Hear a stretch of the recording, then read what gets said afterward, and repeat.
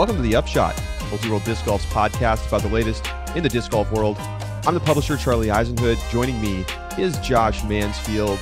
Josh, what's going on, my friend? You know, I got to play disc golf this weekend, so it was a good weekend. First time since, for a couple of weeks, actually. I got to play disc golf this weekend, too. Hey, that's first time in 2021, right? Oh, my gosh. Give me a break. Give me a break. Yeah, it has been it's been a little while for me. I was going to play in a tournament with a ton of my friends, but I ended up having to fly down to Florida for some work stuff, so I couldn't go. But then this weekend got out for a round. It's the first in the a couple of months, I think. And let me just tell you the story of my round, okay? Okay. Here we go. I got two stats for you. Okay. I take stats in UDisc when I'm playing. 44% circle 2 putting. Wow. 55% circle 1X putting. What? Oh, yeah. So you know how all the commentators would talk about how Kevin Jones always wants to land at 33 feet, not 31 feet. That was you. I was dropping bombs from 50, 60 feet, and felt like I knew it was going to go in, and then I'd be at 25 feet and just have deep fear and just horribly miss right. I don't know what was going on. I feel like it's generally a positive sign because I've been working on my circle 2 putting, so I'm going in the right direction. But it was a weird round. I hadn't played in a while, so I couldn't throw up shots. Just I forgot how to throw some of my discs, it felt like. But it was fun to hit some big shots in a beautiful early winter day in the New York area. So question: do you jump or step putt for circle 2? I don't. You don't? I have not been able to figure out the rhythm of that. I think I need to spend some time practicing. I really just get a little more pop from the weight shift. Sure. But I don't actually step through or jump. I've tried jump putting, but it just makes my accuracy go to 0. So I've found that, if I'm far enough away that I can't sort of throw a standard putt, I often will just switch to more of a throw. Oh, okay. Turn my hips to the side and throw a backhand. But it's a work in progress. Sure. Yeah. So we got a fun show today. Matty O joins us in a little bit, and we're going to talk with Matt Orum about his, changing to Westside Discs, what his 2022 is going to look like, what his 2021 was like. He's never been on the Upshot, so really excited to have him on, get a chance to talk with him, and kind of catch up on one of the biggest moves of this off season. Before that, though, we're going to talk about the new PDGA rules that are going into place January 1st, 2022, so less than a month from today. There are a bunch of new rules, and there's, they tweak the rule book basically every year, but this is kind of what you would call a major update to the rules, not just a sort of, marginal, small little tweaks. And so we're going to go through them. Now, we talked about many of these changes on an episode a few months ago when they were in the proposed stage. Basically, the proposed stage is, here's the rule changes we're going to make, and we're probably going to make them, but if there's anything that's everybody hates, we'll change it. But it looks like basically everything went through. So this is kind of just a public service announcement, and we'll give some quick thoughts on each of these changes. First up, discs supported in any way by the basket. So the actual tray are now counted as in. So let me read the rule, and then we'll talk about what it means. So the rule is, this is 807B. In order to complete a hole with a basket target, the thrower must release the disc, and it must come to rest supported by the tray or the chains below the chain support. So what this means is that any disc that is hanging on the nubs or wedged in from the outside into the gap between parts of the tray, or otherwise supported in any way besides sitting up on top of the basket itself on the chain support, counts. Okay, so you throw, a you throw a tee shot and you miss 2 inches low and it doesn't go into the basket, but it wedges in, ace. The Macbeth baseball field shot, that's an ace now. So the PDGA said, quote, "This change means the group no longer has to see the disc enter the target in order to make the call." So it simplifies the rule. It's more generous. What do you think about this, Josh? I think my answer is about to be different than it was a couple months ago when we talked about this. I don't understand the consistency here about why being on top does not count, but being wedged in the basket is. They're both misses. Like you missed on both shots. So I don't get why we like one and why we don't like the other. In principle, I understand the whole, like, in order to clarify confusion. But I mean, come on. When was the last time you saw a disc get wedged in the basket from the inside out? I've never seen or heard of it happening. So if I'm wrong, let me know. It feels weird. I don't know. I appreciate that they're going for clarity, because I can't tell you how many times on the disc golf debate group on Facebook I see the picture of the basket hanging, or the disc hanging on the nubs, and everyone's like, "Is this in or out?" And there's literally more than half of people are like, "This is out," even though the PDGA has published time and time again that it is in. So I appreciate the push for consistency. What I don't appreciate is the fact that I feel like it is not, like, philosophically or, like, in principle the same or consistent. Yeah. I mean, the whole situation all feels to me like this is so rare that why does it matter? I mean, I've seen some speculation that people are going to start using, like, super soft, like, smallest possible diameter putters in order to be able to miss low and still have a chance of making the putt because it wedges. Look, some people are going to shave some strokes off for this, but in a way, Josh, I think I agree with you. Like, if you manage to get it up on the top, how is that really different than getting it wedged in from the outside in the tray? I mean, it's like both of them are rare, essentially mistakes that you're getting rewarded for, but, like, why does the top somehow not count as being supported by the basket? I don't know. Overall, I feel this is sort of a strange rule, but, like, it's easier to just say it's good, right? Mm-hmm. Like, it's the disc is being held up by the basket, but to that extent, then why not the top? I don't know. This is probably my least favorite of the new rules, to be honest, because it feels like it's changing something that doesn't really come up that much or feel like it needed to be changed. But I don't know. We'll see how this one plays once we're back in action. It's also the rule I care the least about. I'm like, this happens so rarely. I just don't care. All right. I think this is my favorite rule. I'll let you take it. Yeah. So the new rule talks about taking relief when you've thrown out of bounds. So this is Rule 806.02D. A player whose disc is out of bounds receives 1 penalty throw. The player may play from the next throw from 1, the previous lie, or 2, a lie designated by a marker disc placed on the playing surface up to 1 meter away from the point where the disc was last in bounds. So in the past, you had to take it perpendicular, and I don't remember if it was exclusively perpendicular or just away from the basket. But now, I mean, if you have an OB line, you have a full semicircle of 1 meter. So you can move 1 meter closer to the basket if you want. That does not matter. This does not apply if you land inbounds. You have to still take it perpendicular if you want your meter relief off of a water line or fence or what have you. Right. But if you do go out of bounds, actually, you can then go any direction with the 1 meter. Thoughts, Charlie?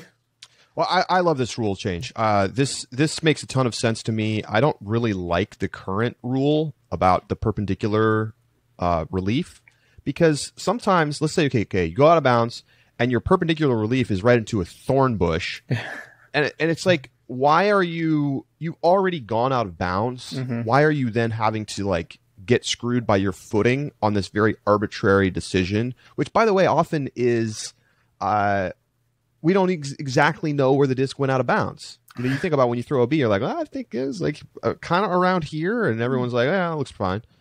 And so you already have this sort of lack of precision, and then we're supposed to say, now you have to take this exact perpendicular relief. It's ridiculous. So now you have this latitude to say, okay, we have a 1 meter, typically will be a semicircle. I mean, if the OB line is not linear, then, you know, you have a slightly different shape of your options. But now you have just like, you could put your mini down in a range of areas that allows you to avoid like really, really bad footing and sort of getting double penalized after already taking a stroke. So this makes a ton of sense. I think, you know, there's a little video that kind of shows this visually. And we'll play it right here on our YouTube version of it. So you can see that how much more options you have. And I just think this is just a really smart, simple change, much like the sheet of paper behind the disc for your footing, right? Yeah. This just made it easier to understand, easier to apply, less ultra precise about something that's not very precise. Mm-hmm. I don't play golf seriously enough to know the answer to this, but exactly how does the OB rule work in traditional golf? Oh, I don't have no idea. You have no idea. Okay, all right. No, I don't play golf. I don't play golf on courses that are hard enough for me to, you know, blast it out of bounds and have to figure that out. Right. I think you just do a drop typically. And I knew that. I just wondered, drop the ball, but you can drop the ball anywhere, like from where you went out of bounds and back. I'm pretty sure that's the rule. Okay. But, the golf fans will comment and let us know. And that's the same rule as disc golf. You can take that back as far as you want. Right. From the OB. I just wasn't sure if it was based on where you went out of bounds and a very imprecise guesstimate of where that was. Right. So, yeah. Next one. Players can ask to take a bathroom break and not be penalized for time. So if you need to go to the bathroom during a round, you can just tell your card mates, and then the players let you go. You have to return in a, quote, reasonable time, which isn't really defined, but, you know, presumably this is just like common courtesy. Never made sense not to have this in the rules before, I don't think. Like, if someone has an emergency, needs to go to the bathroom in the middle of the round, they shouldn't have to take like par plus 4 because they didn't show up for a hole or something. So now they have this in the rules. I think that this is actually going to be a catalyst for something that I think is very good, and that is more bathrooms on courses during tournaments. And the reason I say that, we have a tournament that is up in the mountains. I mean, it's on a cross-country ski course. It's my favorite course. If I were on hole 8 to say I want a bathroom break, I would be gone for half an hour probably. Because you'd have to go all the way back down to the base. Yes, I'm hiking. This is at the top of a large hill. I'm having to walk all the way back. I'd have to be very careful about how I walk back. It's got players behind. I could create a very serious backup if I so desired. TDs are going to have to think about that now. And I think that's a good thing. So. Yeah.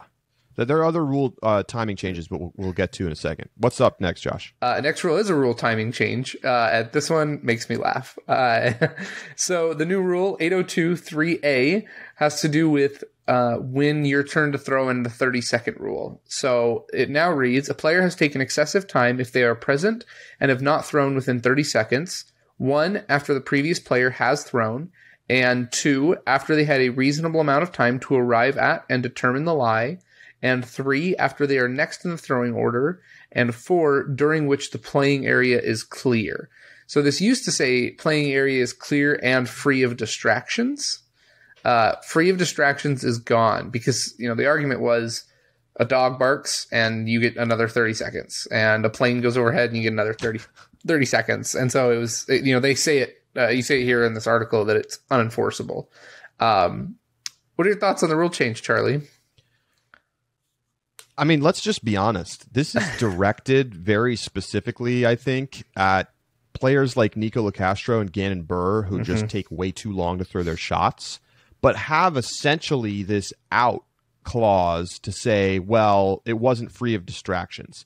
Yeah. Now, in practice, I don't really know how much people were leaning on that phrasing, but there's more clarity now to be like, no, it doesn't matter that there's gnat flying in your face or that there's dog barking. Like, throw your shot. Yeah. So, this makes sense. Like, you can't ask for perfect silence and expect to have absolutely no sound whatsoever before you're expected to start your clock. Like, we need to play. Yeah. So this is good. Unfortunately, it doesn't really mean very much unless players actually enforce these rules. Like, card mates have to call players who are playing too slow. So I hope that players feel that this empowers them to say, hey, like, let's get it going here. It's been over 30 seconds. But I don't know. I don't hold out hope for that. I really think we need, marshals or somebody there to kind of help enforce these rules, like foot faults and things, because players clearly don't want to call it, more than about 10% of the time. But, one, I think 10% is way too generous of a number for players. Maybe so. But two, I think that when if you go, Nico, you got to hurry it up, man. And he says, there was a distraction. My clock has reset. Like, now you've made your card upset and you got nothing from it. Right. I think that we're going to see more calls, or Nico and Gannon are going to see this and they're going to fix it. Look, James Harden's going to the free throw line less this season than he ever has in his entire career. That's right. I think that this is going to have a pretty similar effect. Yeah, you got to adjust to the current situation. Yeah, and this is doing that. I think broadly these rules do that, which I really like. Yeah. Next one. So this is just a slight change to the Mando rules. If you miss the vertical plane created by the mandatory, you miss the Mando. So it's really about thinking about, you have a Mando tree, let's say, and you got to throw left of the Mando. Now, that you might say, okay, the left side of this tree is designated as the actual mandatory, and you could imagine an invisible vertical plane that goes up from that left side of that tree to infinity in the sky, and if you miss through the airspace in the illegal side, you miss the Mando. So I don't know how much this was really coming into play, but sometimes there was confusion about, like, where was the Mando. Where did the disc land so that we can sort of determine whether it made or missed the Mando. Now it's just vertical plane. It is done. Obviously, if you have like a triple Mando or something where there's a top, then same kind of idea though. Like, you can imagine sort of an invisible plane that extends into the areas that you're not allowed to throw through, and any of the disc that goes through that, it misses the Mando. I feel like this rule is just more clarity. Yeah, it feels mostly like clarity. Because that's how I've always played it. I agree. Okay, all right. So I just wanted to make sure. I didn't realize though that if no drop zone has been designated, the lie for the next throw is the previous lie. Yeah. So no drop zone has been designated. Yeah, right. So you don't advance up to the Mando itself and like where you went, where you missed. Right. That's right. I always thought you did. I think you can set that as the rule. Sure. That can be your drop zone is right there. But right. Because I'm thinking at USDGC on the triple Mando hole, was it 15? Mm-hmm. I think if you miss, don't you advance to just like where you missed? And you have to kind of like pitch out around through the little gap in the fence? I think if you hit the fence, you do. But I don't know what the rule is. I think there's a designated drop zone if you miss it completely. And is it 15? Or is it like... No, we're thinking of two different holes. I'm thinking of the one on the front where you're trying to... Yeah, and that's like 7. Which I'm thinking of the one where you have to hit the triple Mando and then go around the corner and the disc. Oh, yes. Yeah, no, they do advance up to that gap. So right. I would assume there's a designated drop zone, or USDGC just breaks whatever rules they want because that's what they do. XM, baby. XM. All right, what's the next one, Josh? Next one, you have to be a starting hole for your group when the round starts, and other misplay rules. This one is really long. Yeah, I wouldn't read this one. Yeah, not going to worry about that. So basically, the long and short of it is that you can no longer simply show up for your turn to throw on the starting hole. So, before, if you showed up and you were last on the box and your two of your guys have thrown on your card, you can't just show up and still be good. Like, you need to be there when you are all teeing off. Otherwise, it is a penalty. Yeah, I guess some people were trying to take advantage of this. It's very odd to me, but if you were last on the box and like you're like still getting in some warm ups or something, which like you can't throw after the 2-minute warning, right? So I don't really know what people were trying to do to take advantage of this, or maybe they're just trying to psych out their opponents or something. But now everyone has to be there, which makes a lot of sense. And there's some other clarity changes, like if you throw with the wrong group or if you start on the wrong hole. They're just kind of like closing up some loopholes that people were taking advantage of. Shame on you if you were taking advantage of this kind of stuff. It's ridiculous. You have to be a PDGA member to play in B tiers. This was kind of one of the more controversial announcements when they came out with this. They kept it in there. So, and the PDGA said this, quote, "For many PDGA members, their local B tier is the biggest event of their competitive season. Now, those members are no longer engaged in a click race with players who are not current members." So, in practice, from what I've heard from most TDs, the large majority of people who play in B tiers are already PDGA members. This is not going to affect a large number of people, but it is going to keep the people who have kind of been sniping spots without a membership out at this point. I think what this rewards are... what I like about this rule, there's actually two things about it. The first of which is that, at least in my local area, in intermediate and advanced, I would say more so intermediate, but advanced as well, I would say almost a third of players at our local B tiers do not have PDGA memberships. A third, okay. So it's very regional then. Yeah, so it's pretty significant when you get to the intermediate, and then especially like rec level. This is where I'm kind of torn because... Right, like once you get to intermediate and advanced and especially open, absolutely. Like I love this, make the players be committed to the sport, right? No, don't just and especially because people usually get which division they should be in their first tournament wrong.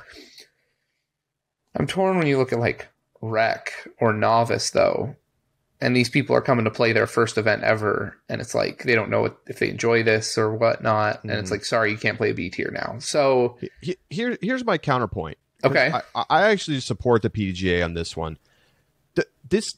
A B tier is not the appropriate place for somebody to play their brand new first tournament. Fair point. There's a C tier for a reason, right? The C tier is designed to be kind of like that gateway, welcome to the sport. You don't have to be a member. It lacks rules, everything's a little bit more loose and just like, let's go out and have fun. Mm-hmm. Once you get to B tier, I think it's reasonable to say, okay, like this is a bigger event. You have to have a membership.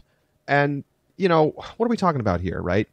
Instead of paying $10 for the one-time fee, you pay $50 for the membership. Like, if you want to play in the B tier, get the membership. Yeah. People are calling this a cash grab and stuff. But what the PDGA is just protecting its members in a sense. Like I buy the spin on this one. I do too. Sure. They're going to make marginally more money from people who sign up for B tiers. But if this is such a problem, people will just create more C tiers. Right. And there's been so much overwhelming tournament demand. People are getting frustrated because they're not getting into events. Prioritizing the people who are paying you money to be a member by sort of giving you that protection of being able to sign up without other people being able to take your spot. To me, that makes sense. And if they did this for C tiers, I would be raging mad. But it's not, right? C tiers exist for a reason, and so I feel okay with this. The one thing I will add, the only people who should really, truly be upset by this, because if you don't have a membership now, and you probably don't, like, you maybe don't know enough about it, so you can't really be upset about it. If you have a membership and have been struggling to get into tournaments, you should be thrilled about this. The only people who really can be irate about this are people who play tournaments regularly without buying PDGA memberships, at which point I don't feel bad for you. So sorry. And if you play enough tournaments, right, it's already worth it. It's already worth it. It's already worth it. Anyway. Yeah. A couple more. Let's do it. What you got, Josh? Next one. If you found a disc that has already been declared lost, you still take a penalty stroke. This is Rule 80503C. So basically, after your 3-minute rule, if you still can't find it, you say, all right, it's lost, and then you turn around and it's sitting right behind you. It is still technically lost, and you take the penalty stroke and have to go back to the previous slide. Sorry, take the L, bro. There's nothing you can do. I think this is because people still kind of like meander back to their previous lie looking for discs. It's a good change. People need to be a little bit better about that rule anyway. It's just a bright line rule. Yeah. And, once the time's up, the time's up. You have to have a PDGA number to take cash. You don't have to have a membership, but you do have to have a number. So the PDGA says basically that they don't want people taking cash in an open division without a membership and without any way of tracking them, and then joining the PDGA later as an amateur member.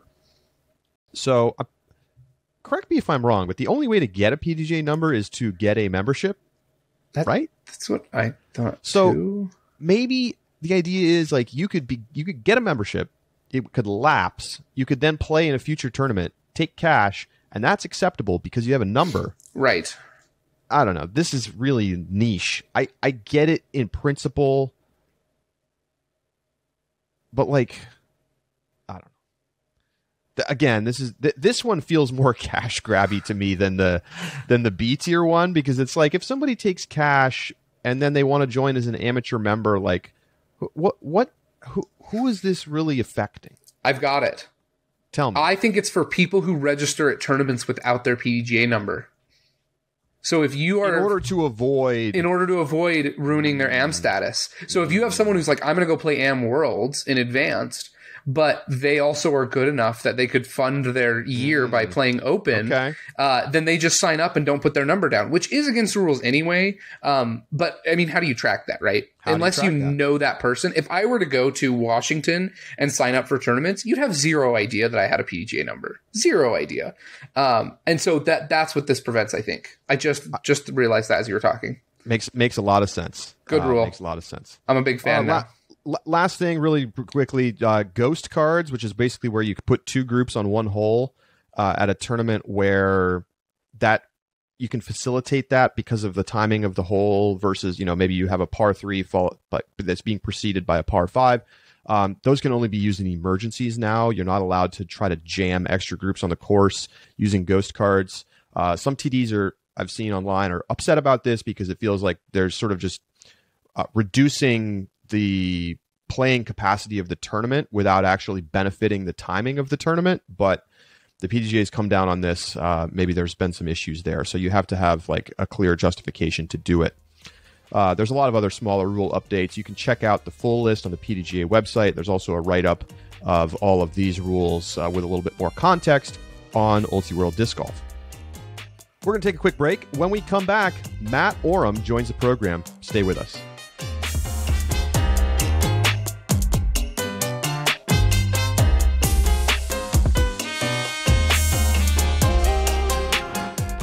The Upshot is presented by Pound Disc Golf, makers of the best bags in the sport. And you know what? They're about to be the makers of the best bags in a variety of other categories. Available now. Rapscallion Bags, a spin-off of Pound. They make beverage carrier containers. I have one here at the house. It's awesome. It holds 6 bottles of wine, 2 big growlers, whatever you want to put in it. It's in a really nice looking case. You can take it to a dinner party. You can take it with you out to the park, wherever you're headed. Check it out, rapscallionbags.com. And keep an eye out for the Fly Pack coming to Pound very soon. A really beautifully put together travel bag. It's in the final stages of development right now. Check everything out at pounddiscgolf.com.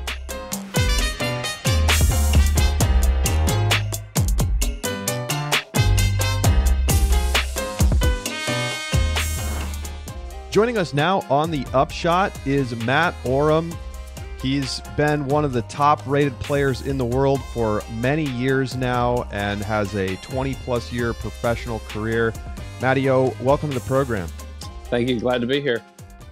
Well, first things first.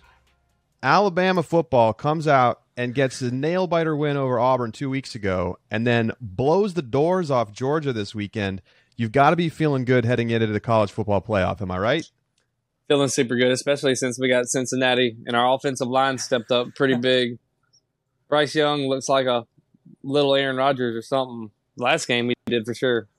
So if our offensive line stays up like that, though, I think it'll be, it'll be a promising season, especially after Georgia was supposedly supposed to be one of the greatest teams of all time up to that point. So, hey, we'll take it. Awesome. Who do you want to see in the championship, Michigan or Georgia? I'll take either. I wouldn't mind being Harbaugh or Kirby Smart. Both of them sound fun. But I mean, whichever one plays better deserves it, I guess, honestly, because I'm down with either. We already beat Georgia, so the double game sometimes can be kind of bobo. It'll be nice if we don't have to play Georgia, but we'll see. Yeah. All right. Well, we will see. I said earlier this year, though, after Texas A&M we lost, I said we're going to have to beat Georgia twice to win. So maybe I should just stick to what I was saying, You should have put a bet down on that. I was saying, did you put a parlay bet down on that? Right then? I wish, but I've been trying to be a good boy this year. So, how was your 2021 season? We saw a good amount of you, not a full-time tour, but you were out there quite a bit and had some really strong performances. You got the win at the Stafford Open as well. So how would you sum things up after this year? Sum up my whole year? Yeah. Oh, it was kind of a wild year for sure. It definitely was life-changing because COVID happened, and then just kind of seeing the growth of the game. I took a chance on trying to start the practice and take a chance on the road one more time and see if I could keep out, really do it again, because I had a really good finish to last year as well. But at the beginning of this year, I honestly was like on the wait list for a lot of tournaments, believe it or not. Like Texas State's, I believe I got in like a week before, and that was really my kickstart to everything, I believe, because I ended up getting in the skins with Luke. Luke let me in because me and Luke were friends back in before he even did the GK Pro Skins. So the first time that I even ever was at a tournament that he's run the OTB skins, he let me in, and I had a awesome start. And then I ended up doing really good at the tournament. And a week before I wasn't even in the tournament, and that was just huge for me. And then I ended up, and if I probably wouldn't have gotten that tournament, I probably wouldn't have went to Lone Star. And I won Lone Star the next weekend. So it kind of all happened quick too, like that, honestly. So, and then after that, I got myself going. I had my confidence, and I told myself to make sure I didn't mess around with no more tournaments, making sure I got on the wait list, which I did a really good job after that.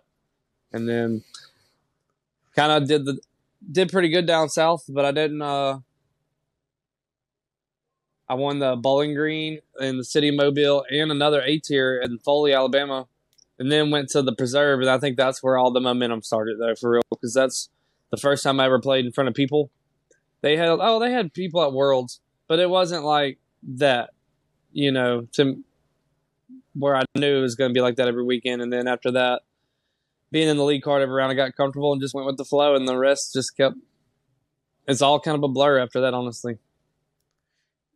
So this is your first time on the show, so why don't you tell listeners just a little bit about what brought you to this point, right? How did you get into disc golf, and how has your career evolved up into 2021? I got involved in disc golf because of my father. He played disc golf and ran tournaments and had a pro shop in our house back in Highway 90 in Midtown Mobile. And everybody used to stop by the house, and not only that, but he had a pretty good reputation as a tournament director. And I could just go steal a Cyclone off the shelf and rip it in the backyard. I had a decent-sized backyard for living in the city, I guess you would say. So I could actually rip it until I hit the pop-up. I hit his camper. He'd get mad. Actually, that was kind of the reason I quit playing, because I'd throw my disc and hit, the shed, house, pop-up. So I'd get yelled at, and I'd just be like, screw it. I'll wait, because I was just getting yelled at because I was just trying to rip it. So then finally he took me to the course, because I didn't really get to go to the course until I was like 11 because of the old hipster days, I would say. He didn't want me out. My dad was a My dad was a sober guy too, so he didn't want me out there with all the guys, I guess you would say, back then. And then I started playing, and I never played but one junior tournament my whole life, which was at the Junior Worlds.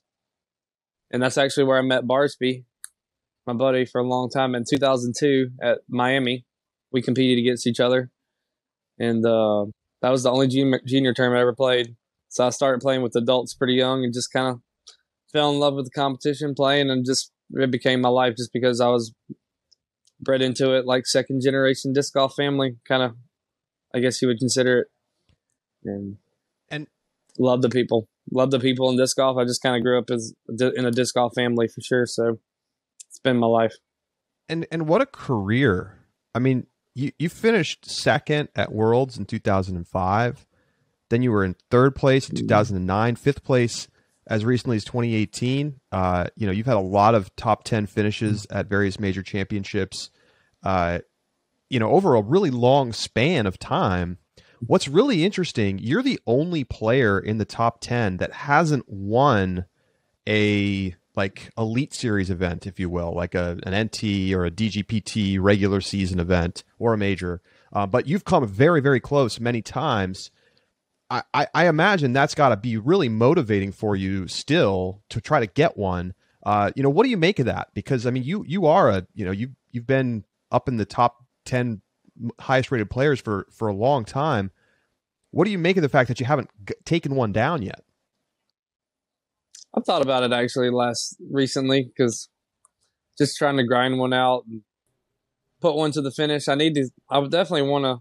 I'm motivated this year for sure because I'm very happy to be in the position I am with my new sponsor, West Side, and the whole trilogy. I just went to Kansas this week and it was awesome going into their new factory and meeting all the new team members. And it's like I really love the move and know it's going to be good, but I just want to keep trying to take it.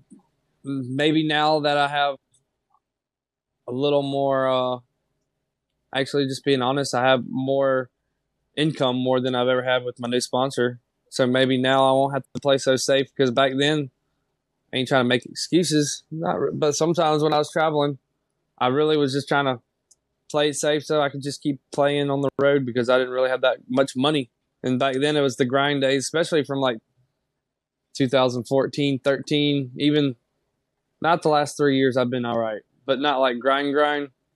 But I'm still but now I'm comfortable. But I've always played safe, just kind of like get by so I can keep traveling. Now I know I can do it for sure because I'm got the opportunity and the funds to do it no matter what. So and maybe I can get a little more aggressive now. That's what I'm saying. So when you say play safe, you mean when you go up to make a circle 2 putt, you think to yourself, if I just lay up, I guarantee myself third place and a better payout than if I run it to try and go for second or the win.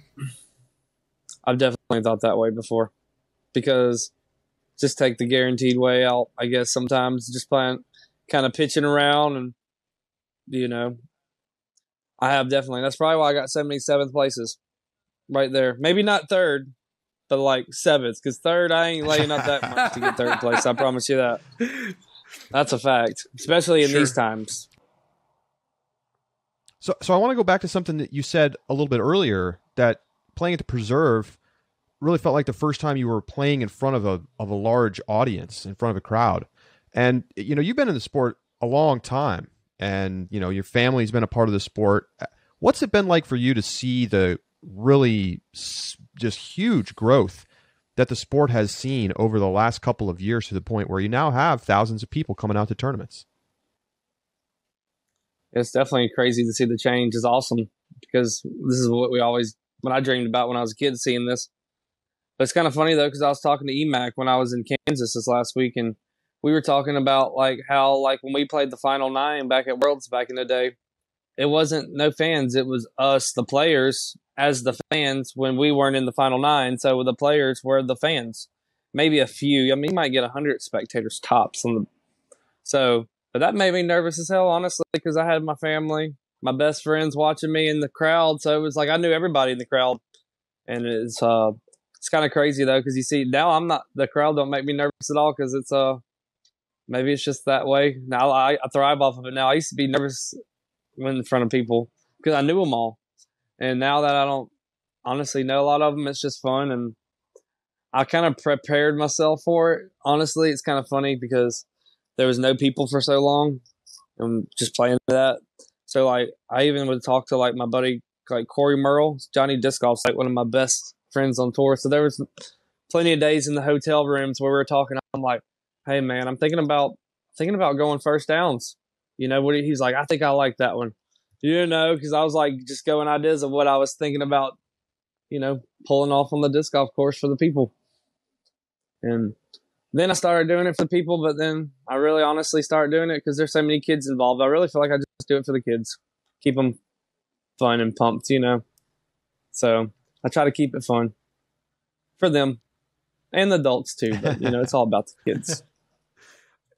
Look, I think anyone, regardless of any age, can appreciate you catching the sunglasses as they fall off your hat during a drive. So don't worry. It is fun and enjoyable for all of us. I don't know how I do it. It's just second nature. I swear. So tell us a little bit about your move to West Side.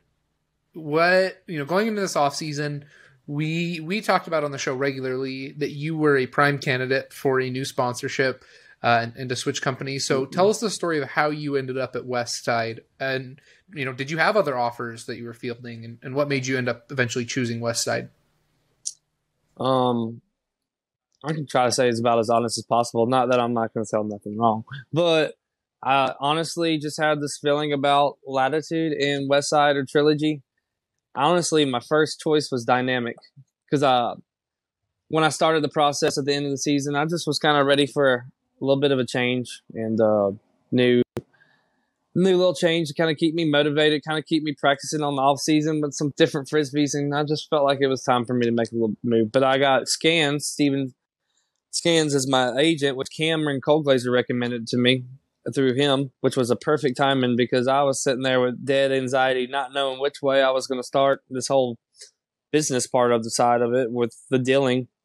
And thank God Cam called me and told me to meet up, talk to Scans, which immediately partnered up with him, which was a blessing for me. So Scans ended up dealing with the Trilogy company. We'll just call them Trilogy at this point. Companies in the talking. And then one day an offer came up and he said, well, how do you feel about West Side? You know, which kind of threw me for a loop because my first one was Dynamic. My second choice was Latitude. So when the West Side came up, I was kind of stoked about it. Honestly, I was like, cause not that I forgot about it, but I was like, hey. And then the offer was really, really, really great. And it's almost life-changing to where I can make this, like, this is a full-time thing for me now comfortably, and I'm very motivated to keep trying to play and just very stoked that everything went the way it is. And I just went to Kansas to meet everybody last week, and it was an amazing trip and felt like I'm in a new family. And I've been a part of their family before, so it's like I've re-entered their family again. So it's awesome. So, I mean, I think a lot of people want to know, are you going to be on full-time tour next year? So part of my negotiation was I told Trilogy, or whenever I did it, I'd go to every pro tour except for the OTB in the Portland, the West Coast too, the two West Coast swing, just because it's kind of not personal against California or nothing, but like it's kind of open. It's way out there, and it's like I told him I'd go to Europe instead. So that little time I can have my little, like, maybe run a tournament or two in that time, get my last little bit of time at home. Because my girlfriend's got two little boys and, you know, I got stuff. So maybe enjoy my last little beach days because I won't get no beach days during the summer. And I'll do the full time because that's kind of about when it starts heating it up for the real tour. Not the real tour, but where it starts getting where I might not be home for 5 or 6 weeks, you know, at a time. So just get a little comfort, a little peace, you know, because I kind of want a little equality in my travel schedule. I want to run like 5 events. I want to play all the pro tours, but I want to be able to come home at least for a week or so every now and then though. I'm not one of them super dedicated ones, we'll say. And what's your method of travel? Do you have a van or an RV, or do you travel with another player? I'm gonna just be honest again. Everybody's like, well, you need to get you a van. I ain't gonna lie. I'm more like I want a house and a car, So I'll take my car to go over there, and with the deal I got, I'll be okay to just get a car and do it the way I've always done it. Just doing with some Airbnbs, people I know. I like staying at people's houses too, just because it's like good culture. I like eating, seeing how other people live their lifestyle sometimes too. I just like the little mix of everything. And then if the boys want to get a hotel room for the week and they offer it too early, I grab it, just kind of go with the flow, But the van life, I'm just a little too tall for a van, So we'll just say that. Van, too tall for sitting in economy in the airplane. So car is a good middle ground. Yeah, I only got to fly to a couple of tournaments, I think. I've already done that because I hate flying. I'm kind of petrified of flying. So I always feel like I'm going to wake up in the airplane once and have a anxiety attack, like after I wake up. But I think I only got to fly to Vegas in Europe, so I'll be able to big boy it up. Awesome. So, you mentioned you were at Latitude before, and you kind of wanted to go back to Trilogy. Was there a reason for that? Do you like the plastic? Do you like the discs particularly? Did you feel like, Prodigy wasn't the place for you? What was the kind of the thought behind that, before you got to see the offer? I think I was just ready for a little bit of a change as well. I played with Trilogy, love the disc, and I actually have a bunch. I love the flow, and I'm a really woodsy guy, so the flow is like perfect for me and a lot of these courses I play.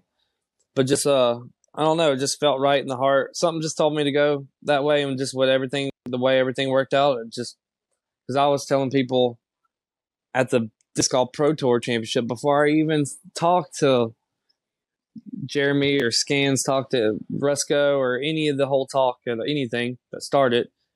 I was like, I think I'm going to end up on Dynamics or before. That was because they asked me who you think I'm going to be with. So I said Dynamics. So I was close. But I'm definitely excited about Westside.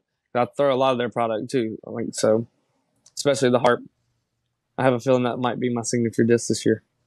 That was my next question. I think we've even been chatting in our Discord, and Charlie was talking about a Fedora stamped harp as being the signature disc. So, man, this I went to this. Let me see if I can find it. This tournament I went to in Fort Walton Beach because I'm in my house. I can pull it off my wall. They made this stamp for me. I kind of like it. Let's see. Ooh. That's I know. great. I was even impressed with myself. I'm like, man, they surprised me with them. I'm like, that is awesome. That's they were awesome. Even like, it's kind of funny because they were even so scared. They're like, "Is this okay?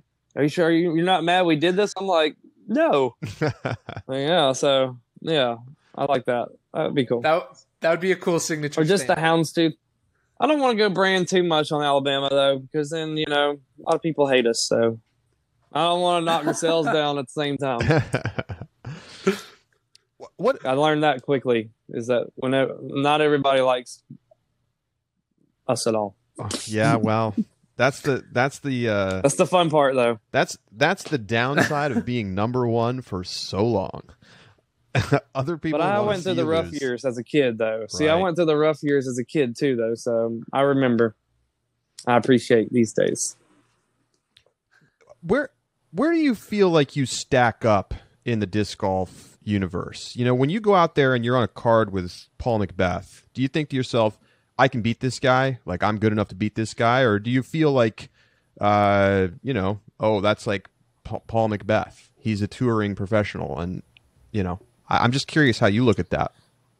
I maybe not think it's the players as much as the courses. Like, there's some courses like Emporia. Hopefully not this year because the World Championships is there. So, but I am throwing a little further than I used to. I ain't going to lie, which helps too because I can throw stable stuff a little further in the wind, which gives me a little more advantage. But that's like a tournament I already count on me probably not winning. No, not to try to down myself, but that's one of those ones I will play for 7th place. And I probably will get 7th place. But,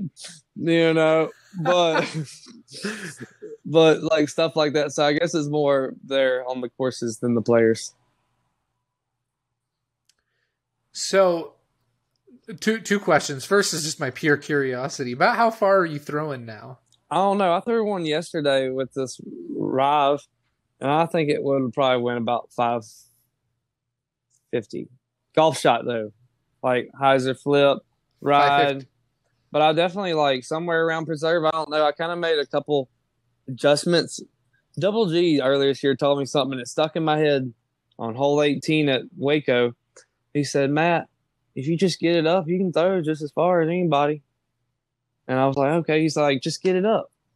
So I started putting my nose up and just getting it up a little more and trusting the Frisbee. And it's helped me a lot just with that little thing he told me, just get it up. Because I know he meant it because we've been playing since we were kids. So he's seen me play before. And I was like, okay. He kind of checked me like, hey, you going to try it? You know, and I did. And I worked on it and it's been going. But that was kind of like a big move for me, honestly. And it was just something simple like that, you know. Okay. So that actually leads perfectly into my second question. As we are getting, as the sport continues to grow, we are getting more and more of what is acceptable form, right? Of, this is where your power pocket is. This is how far your reach back is.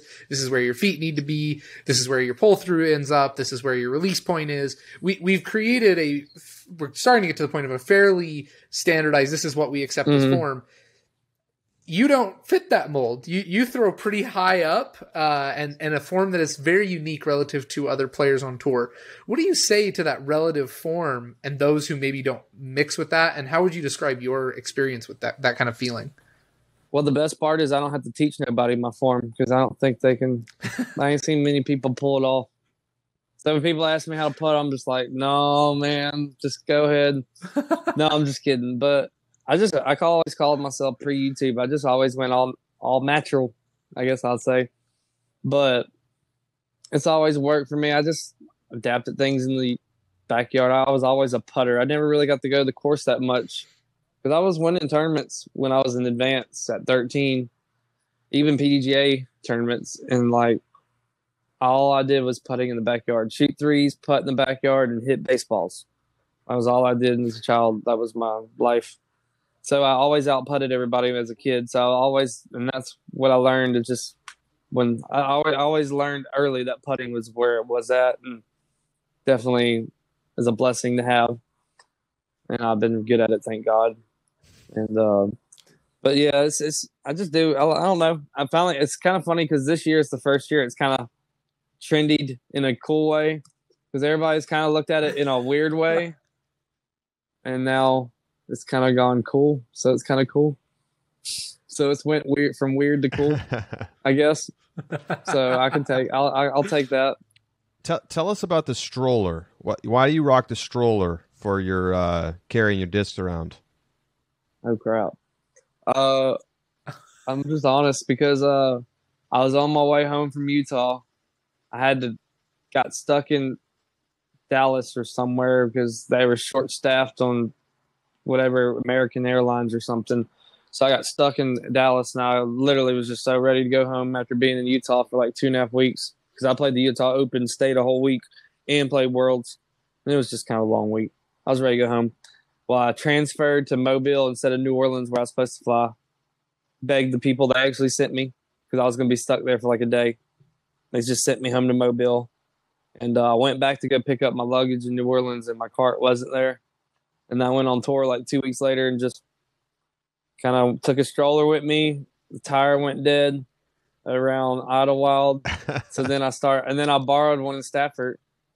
But I kind of like it just as much as the cart or the disc golf carts because the disc golf carts, you kind of got to slide your disc in perfect. Kind of can be a pain in the ass. Stuff drops all the time, at least when I use it.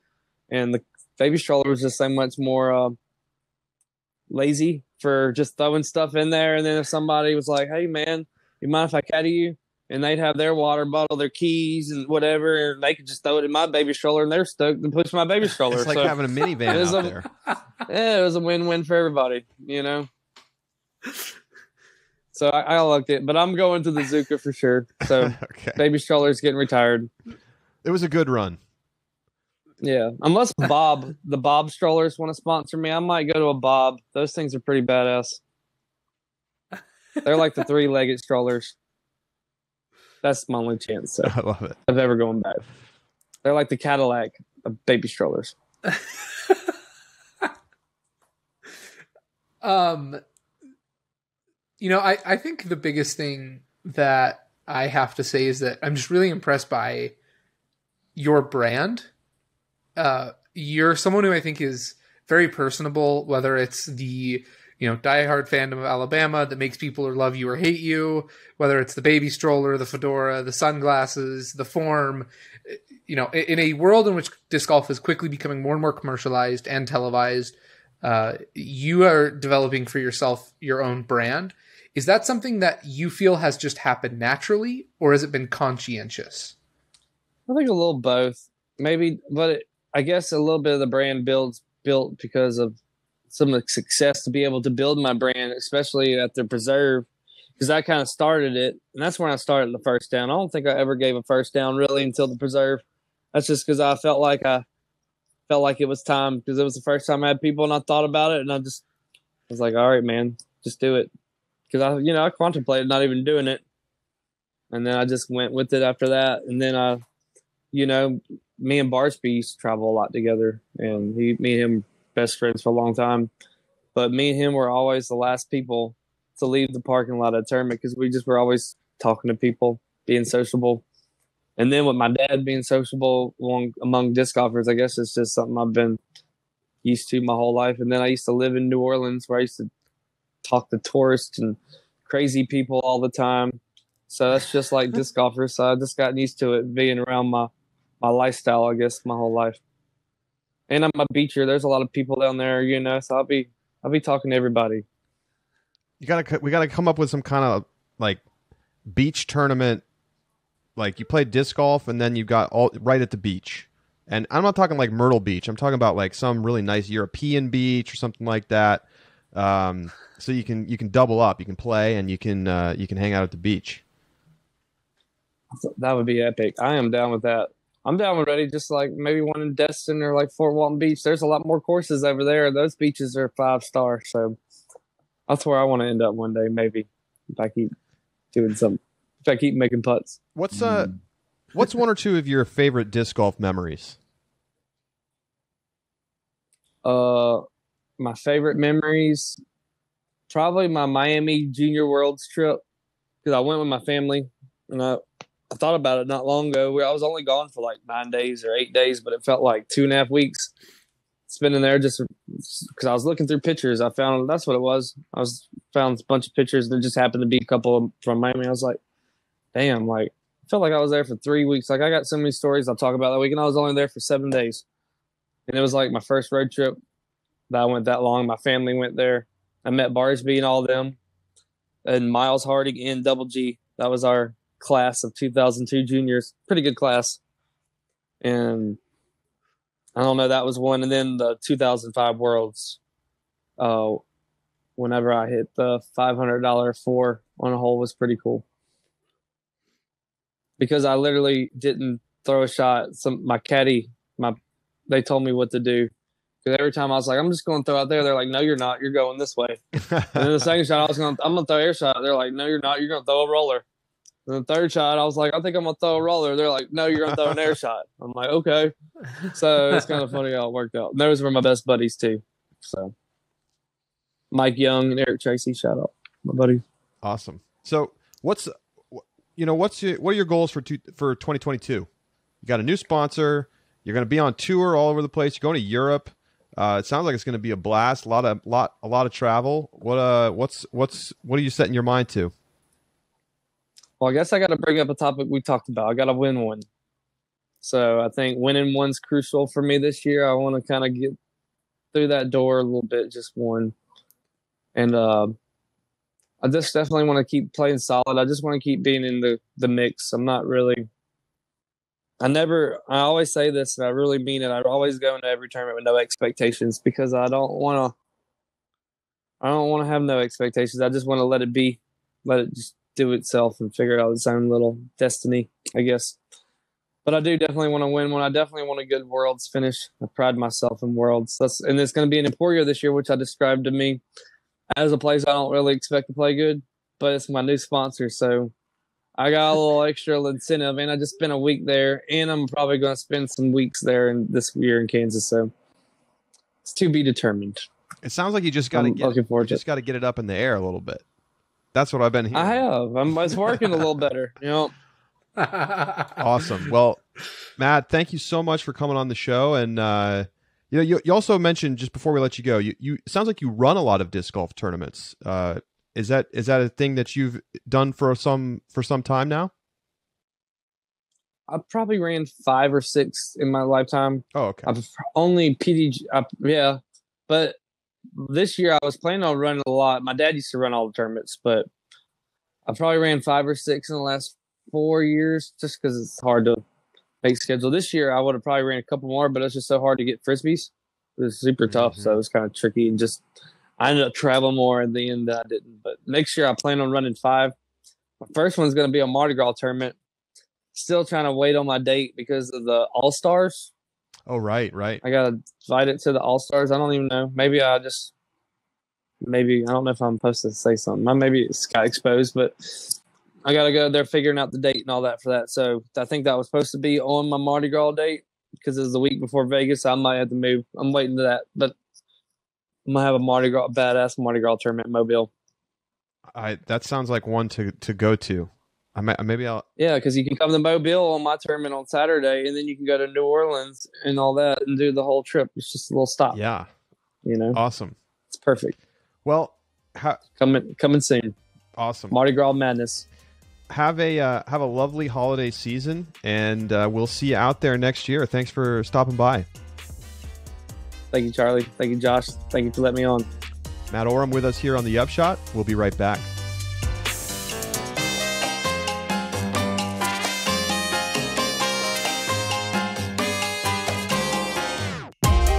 Welcome back to the Upshot. Thanks again to Matty O for stopping by. And you know what? The guy is exactly how you would expect him to be in an interview, and I just absolutely love it. What a character. He's awesome. Yeah, this is the first time either of us have talked to Matty in person. And he, I asked that question about the brand, but the brand is just him. It's just everything that he does and who he is. What a fun guy. And I think it could be a big season for him. Without a doubt. I mean, he's working on his power, and it's crazy because it feels unassuming. But this dude's been 1040 plus rated for a long time. He is one of the elite disc golfers. There's not a lot of guys in the sport where you can go back into the early 2000s and see them finishing top 5 at Worlds and still see them finishing top 5 at Worlds now.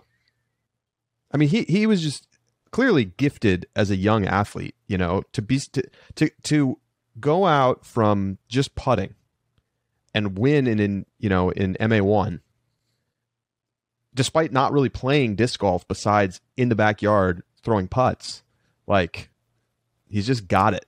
And, with the full-time tour, I hope it goes well for him. Oh, me too. And I think it was interesting to hear he's very honest about how he's I am not going to play this West Coast swing. I'll go to Europe, but it's just not me. It's not my courses. It's not my style. It's interesting to hear a 1040 plus rated player make those decisions. Because when you think of the 1040 guys, those are the guys who can do anything. And I believe Matty O could do it. It's not like he was at the preserve. You asked him how far did you throw, and he's like, 550, and it's you don't need to throw further than that. But he still makes that decision, right? He's still that's just not for me. It's I think it's an interesting because he wants to go to his house. Yeah. Which I respect that. Not everybody's cut out for the van life thing. Could you imagine though driving just in your car to all those events? I'll tell you what, if I was a professional disc golfer, I would be like That's that. How you do it? I don't know if I would probably drive a normal car and stay with a friend, stay in an Airbnb, stay in a hotel. I don't think I could do the van life thing. Not that it matters. Sure. Not that I'm going to become a professional. You making an announcement here, Charlie? No. I think what was most interesting to me is, well, two things. One, that he has consciously thought, because this is some things that you've speculated about, right? You see the coverage and you're like, oh, this person's got to think about it now. They don't want to fall, further than fourth place. Matty O confirms that he thought about that, but that it was a function of money. Once he reached a certain income threshold, he now doesn't feel like he has to do that anymore. And so players, I'm interested to know who are the players like Matty O that are playing conservative to take home the paycheck, who could be playing better if they had secured and guaranteed income. Yeah, I mean, and we didn't really dig into this too much in the interview, but agent representation, like this stuff actually does make a difference. And we're in the fledgling era. Remember, Macbeth's original deal with Discraft was negotiated by an agent. And now you've got DGPM Group, led by Steven Scansaroli, who represented Matty O in his negotiations this offseason. This is the same agency that's represented Drew Gibson. And I talked to Scansaroli maybe a week or two ago. They have like 10 notable players under management. And this, like, we are at the beginning of that, because think about it, right? Matty O has probably been significantly underpaid relative to his abilities for a long time. And now he's probably getting paid closer to market rate for someone of his caliber and skill set. And, I think it's very fair to say that he is not as famous as, a lot of the other players, even many who are rated lower than him, because part of it's about winning. Part of it's about like your presence in social media. Part of it's about being on tour a lot and being on the lead card a lot and being visible on, you heard him say he was on the wait list for a bunch of tournaments to begin the year. And I'm like, how is it possible that a 1045 rated player is on the wait list? And it's probably just because he didn't sign up in time. But, it's just interesting to see the like sort of attitude difference about it, right? He loves disc golf, but hasn't been like a professional disc golfer in the sense of like, I am doing this and this is the only thing that I'm doing and this is my job. And I think as a result, maybe has been undercompensated, but who knows what a salary looks like these days for someone of his skill, but it's enough probably to consider it like it is now your living. You're making, does he make six figures guaranteed? Wouldn't shock me. Yeah. And I think the other thing you bring up about the agent is not everyone is a natural born businessman, self-promoter, marketer, what have you. Paul Macbeth probably could have done pretty well securing his contract with Discraft on his own, but maybe not. But Matty O was very open about how he was nervous. He had no idea where he was supposed to start. He knew there was a company he kind of wanted to go to and that he was ready for a change. And then that was it. That's all he went into in this offseason, which, I definitely expected for someone like him to have a binder of just offers that he was able to flip through and decide what sounded nice. But from the way it sounds, he really had a lot of trepidation going into this offseason, and that agent played an invaluable role in not only securing him the sponsor of his choice, but also the necessary income for him to kind of live that life, both with the home life balance and to play like he wants to moving forward. And it'll be interesting, does the weight off the shoulders of the finance side of things open up his game to new highs? It's plausible. And that's going to be competing with the challenge of being away from home more and maybe playing more total events and like the stress that creates. And like that can be maybe a negative. We'll see. But also breaking news right here on the Upshot, Matty O going to probably be at the All-Star weekend. So that's going to be fun. Just all around a very interesting interview and just such an easy player to root for and like. Yes. Like they're going to put a stamp on the harp and they're going to sell like hotcakes. It's simple. I don't even throw harps and I kind of want one. You don't even know what it looks like yet. You don't even know that's anything right. about it. I don't. I have zero idea. I don't really care. Yeah. It's not what it's about. All right.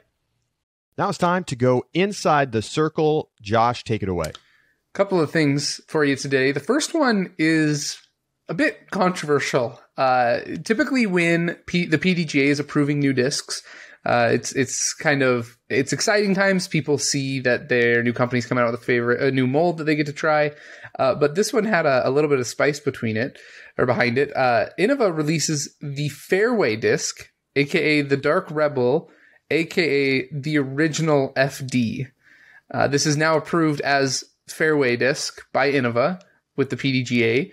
And this, in my opinion, is kind of weird for two reasons. First off, is Discmania still owns the branding rights to the originals lineup.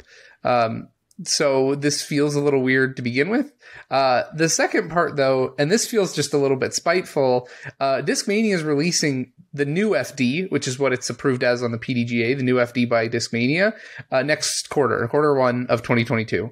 So Innova jumps the gun, beats them to it, and releases a new set of original FDs. Charlie, what are your thoughts on this whole situation? Well, just really quick, if anybody's out of the loop, so Innova used to mold Discmania's discs, and they molded a disc that had sort of two different parts from other Innova discs to make what is the FD, which is their very, very popular fairway driver. And Discmania and Innova have since sort of stopped their production relationship. Discmania is now working with Latitude 64 primarily to make their discs, including the revamped originals lineup. I know that's oxymoronic, but go with it. And so now, I don't think this is surprising that Innova is re-releasing what is a very popular mold, and people can sort of expect that, in fact, this is the original FD because they're making it exactly the same way they made it for Discmania when they were producing it. Now, to actually come out on your social media and not only dub it the Fairway disc, but literally say the original FD, it's definitely a snipe. Yeah. I mean, it's definitely a snipe. It's and they call it the Dark Rebel, which sort of seems to hint at like the way that Discmania does their naming conventions for their like signature releases. The whole situation is a little petty, if we're being honest. But on the other hand, I think it would have been crazy for Innova not to re-release this disc, given that they own the actual original mold pieces that will create the disc as it was before. So it's a great disc. I mean, that's fundamentally the FD is a great disc. One of my favorite discs in my bag. So Innova's doing this. To really lean into the branding as aggressively here as they are, with sort of like copycatting the original. I mean, this is not... Innova's done this in the past with some other popular Discmania molds, but this is the first time that they've really made it explicit that it's the same one. I mean, it's business, baby. Right. I mean, the Firefly is the putter for Nate Sexton that was based off of the P2, is my understanding. When Sexton became team captain, I guess he needed to throw an Innova disc rather than P2s. And up until the split, like all of Jeremy Colling's in the bags are with P2s. So I would assume he's putting with Fireflies now, but I don't know that for sure. So I was pretty surprised when I saw this release. And I in my head, I was like, oh, this must be like a box of the discs in the back that they still had or something. It doesn't look that way. It looks like they're going to be pursuing this disc pretty heavily and keeping it as a part of their rotation. So, yeah. So just to be clear, Discmania owns the intellectual property around the discs themselves, like what they're called, the marketing, etc. Innova coming out and calling it the original FD. I mean, it feels like it's on the borderline of like being infringing on that. But Innova owns the mold. Yes. So they can absolutely just recreate all of these discs exactly as they were made before, and that's totally legal. It's Discmania that's sort of like trying to recreate the molds, the originals, the new originals now. So more spice in the disc golf equipment world. Next, Andrew Presnell re-signs with for 1 year with Discraft. This has been kind of the contracts he's been under, if I remember correctly, over the past several years. Just the re-signing of the 1 year contracts. So he's back at Discraft, and they seem thrilled to have him. So he finished, I think, 25th in the Pro Tour standings this year. I think 27th. He had a top 5 at Green Mountain Championship. Yeah, he was podium. Yeah. So, and he was 24th at USDGC. And then, so very solid player. Very solid player. So, came on a little strong at the end of the season. We'll see if he can keep that momentum rolling into the beginning of 2022. And then finally, if you've not done this yet, Ultiworld has their Shot of the Year nominations up on the website. Go find that article, select what you think is the best shot of the year. It's always fun. I mean, I did this long before I was on the show for years running. I love this part. It's something that I think is kind of a nice, you look back and you're like, oh yeah, I remember that was sick. I can't believe they did that. So make sure to go vote if you haven't yet. How long do nominations run, Charlie? I don't have it up right in front of me.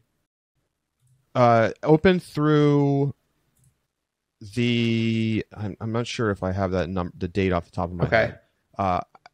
It'll be up through at least the middle of this week. So I would say get over and get your nominations in. Now, to be clear, this is Air Shot of the Year, Putt of the Year, Roller of the Year, and Ace of the Year. Because, I mean, let's be honest. The Shot of the Year, I think we all know what the Shot of the Year is going to be this year.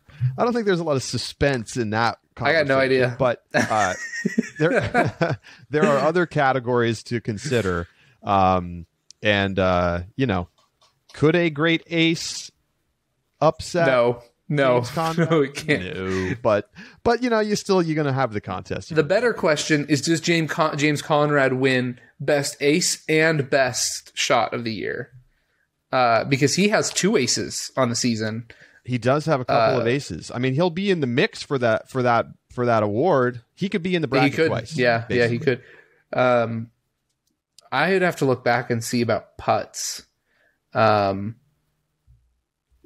have to see about putts. Anyway, so. Yeah, well, that's why you get their nominations in.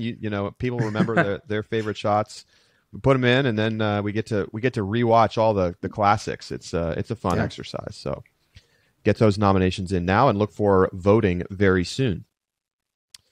All right, that's going to do it for today's show. Thanks so much for tuning in. Subscriber bonus segment. We're talking about winter disc golf. And you know what? It's that time of year, at least for a lot of us in the upper half of the United States.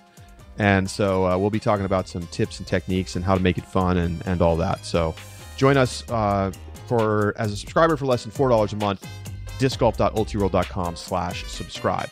We'll be back with you on Thursday with the main show as well. Talk to you then.